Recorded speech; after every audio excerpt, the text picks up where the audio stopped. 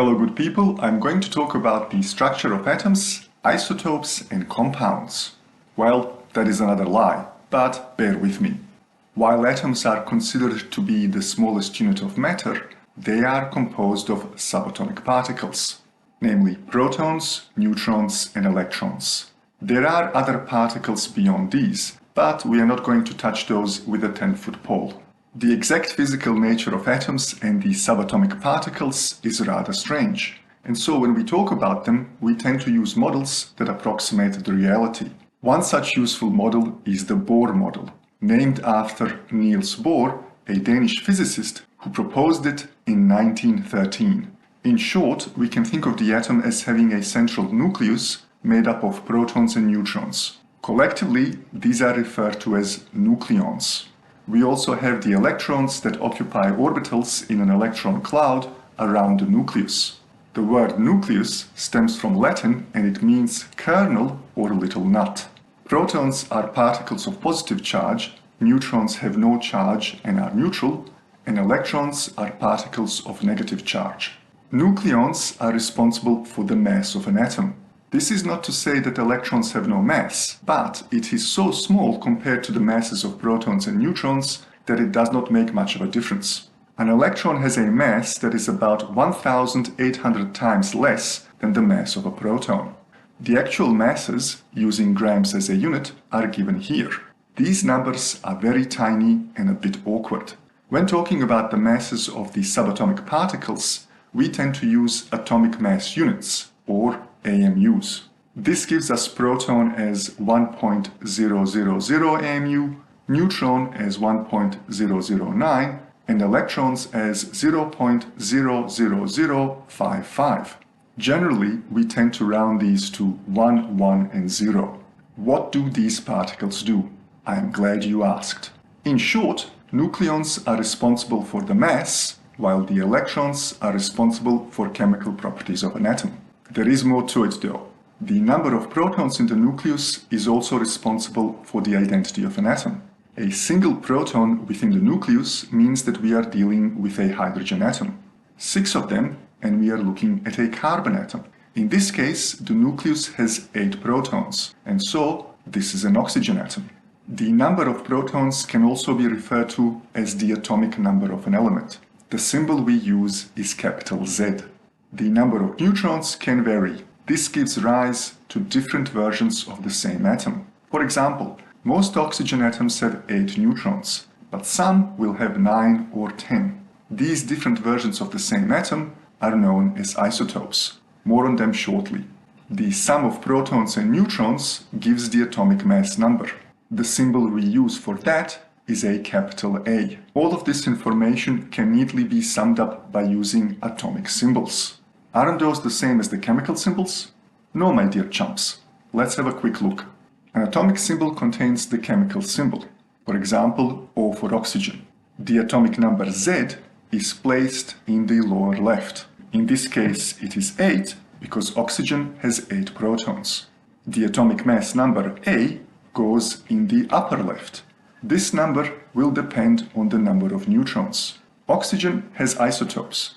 The most common isotope has 8 neutrons in the nucleus, so the atomic mass number is 16. Let me explore this some more. Isotopes have the same atomic number, but a different atomic mass. Here are 3 isotopes of oxygen. Because we are dealing with oxygen atoms, each atom has 8 protons. However, the nuclei are not exactly the same. The first one has 8 neutrons, the second one has 9 neutrons, and the third one has 10 neutrons. This means that their atomic masses will be different. We will have 16, 17, and 18 respectively. Their atomic symbols will be slightly different. In the first case, A, or the atomic mass number is 16, in the second case, the atomic mass number is 17, and in the third case, A equals 18. In each case, we are dealing with an atom of oxygen. They differ by the number of neutrons in the nucleus. They are isotopes. At the start, I promised that I would talk about bonds too. In order to do that, we need to take a closer look at electrons. The electrons are responsible for the reactivity of an atom.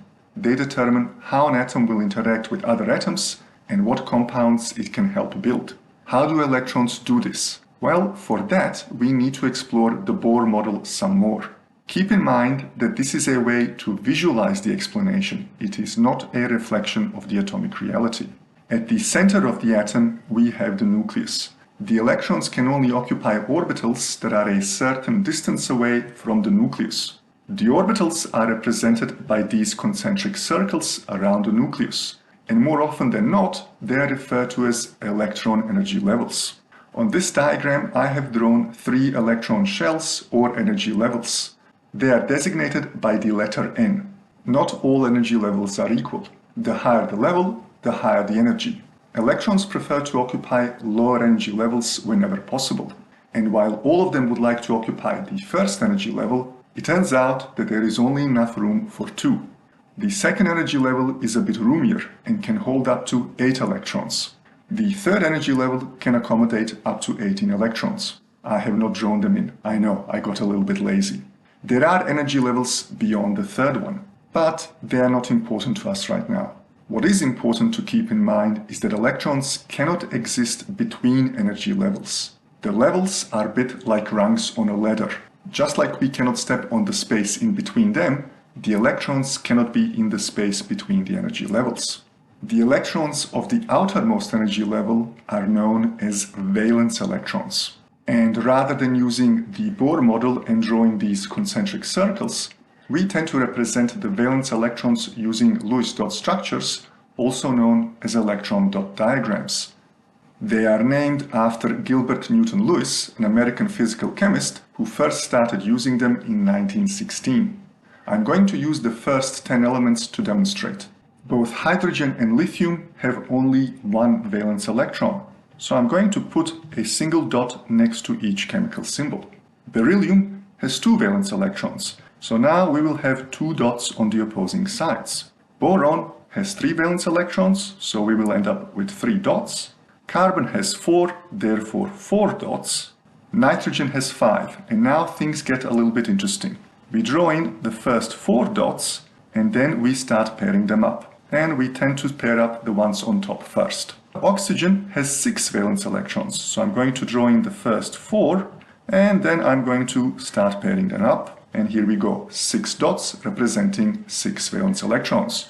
In case of fluorine, we have 7 valence electrons. So here are the first 4, and now I'm going to start pairing them up. 7 dots for 7 valence electrons.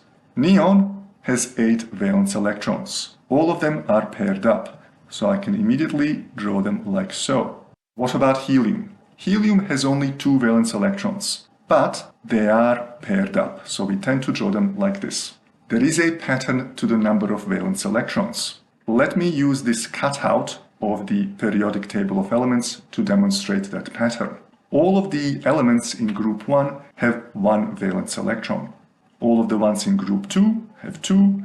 Then we are going to skip the transition metals, and all of the elements in group 13 will have 3 valence electrons. And so the pattern continues. 14 will have 4, 15 5, 16 6, 17 7, and finally all of the elements in group 18, with the exception of helium, will have 8 valence electrons. Note that the noble gases have all of their electrons paired up. These represent stable electron structures. If an atom is stable, it is not going to react. This is why the noble gases are generally unreactive and will not bind to other atoms. It is because of this snobbishness that they are actually called noble gases. In quite a lot of cases, we are actually interested in the unpaired valence electrons. And the number of unpaired valence electrons is referred to as the valency of an atom. Ignoring the transition metals, there is a neat pattern here too. All the elements in group 1 have a valency of 1, then we have valency of 2 for all of the elements in group 2, then valency of 3, then valency of 4. And now we start going backward. All of the elements in group 15 have a valency of 3, then we go down to valency of 2, valency of 1, and finally with the noble gases, valency of 0. They have no unpaired electrons and they are unreactive. The atoms with unpaired valence electrons can achieve stability by either donating their unpaired electrons, accepting electrons so that their valence electrons are all paired up, or by sharing electrons with other atoms. In short, the valency tells us how many bonds an atom can form. The quest for a stable electron configuration makes most atoms very sociable. That is to say, most atoms will combine with other atoms to give chemical compounds. Broadly speaking, there are two types of compounds. When nonmetals combine with other nonmetals, we end up with molecular compounds or covalent compounds. On the other hand, when metals and nonmetals combine, we end up with salts or ionic compounds. Here are a few examples of covalent or molecular compounds. Two oxygen atoms will give molecular oxygen. A carbon atom can combine with a single oxygen to give carbon monoxide. However, a carbon can also combine with two oxygens to give carbon dioxide. An oxygen can combine with two hydrogens to give water. A nitrogen can combine with 3 hydrogen atoms to give ammonia. 6 carbons, 12 hydrogens, and 6 oxygens can arrange themselves to give glucose, an extremely important sugar molecule that we will explore later on. Examples of ionic compounds include sodium chloride, better known as salt or table salt, sodium bicarbonate, known as baking soda, magnesium sulfate, known as Epsom salts that are used to reduce inflammation and muscle aches, calcium carbonate, often the active ingredient in antacid tablets, iron oxide, better known as rust, copper hydroxide that can be used as a fungicide, and lithium carbonate that can be used as psychiatric medication. The chemical formulas used depend on the type and number of atoms present. The letters give the chemical identity of the atom, while the numbers in the subscript tell us how many there are. In case of copper hydroxide, we have 1 copper atom and then 2 oxygens and 2 hydrogens. When it comes to caffeine, we have 8 carbons, 10 hydrogens, 4 nitrogens, and 2 oxygens. Note that the chemical formula does not tell us anything about the structure or the shape of the molecule.